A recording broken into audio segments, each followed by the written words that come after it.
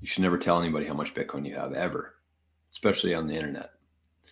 Second of all, make damn sure that you have a good process for that Bitcoin.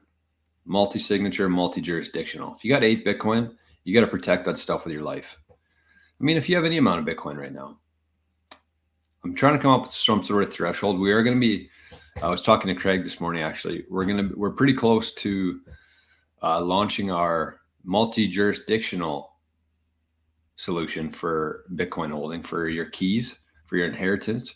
It's pretty exciting. But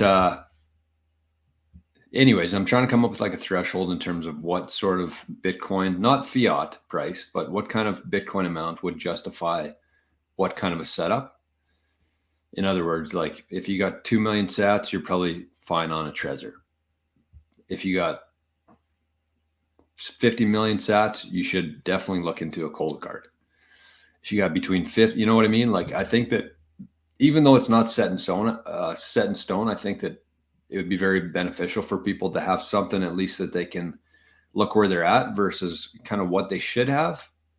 And if they're not at that, maybe one up or down from there in terms of your security. But new Trezor 5. I mean, if you got eight Bitcoin on a Trezor that's plugged into your laptop, that should be the top of your priority list. Cancel everything you have to do today and get that into a safe place. Trezor is good, but not for more than 50 million sats, half a Bitcoin. I would never put more than that on a Trezor. Silverstone, my favorite name on here, says, what is your contact? Anything you ever want to know about me, my NPub, my website, my email, Arnie's Waldo Satoshi, all in the contact info below in the notes. Oh, look at this. We had a bit of a fee spike here. Can you please elaborate in terms of the Trezor? Yeah, I think the Trezor's fine. I have a Trezor myself. I just think that you always want to get rid of your single point of failure. That's number one. So a Trezor itself is a single point of failure. Even a cold card. If you got a cold card, that's a single point of failure.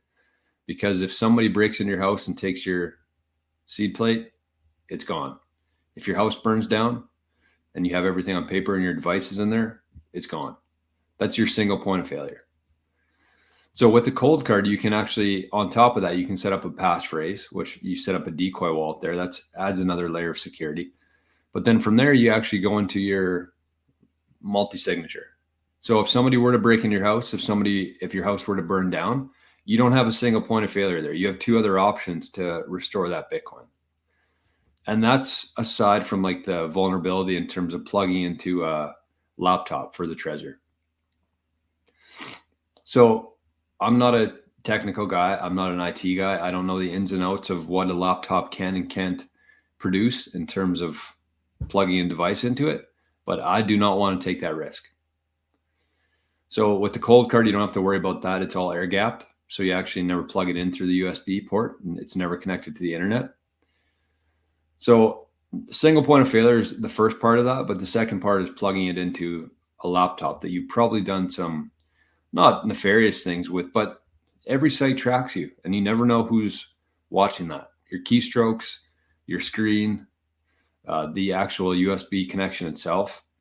There's just way too much at stake to be using something like a Trezor for anything more than like half a Bitcoin, I would say.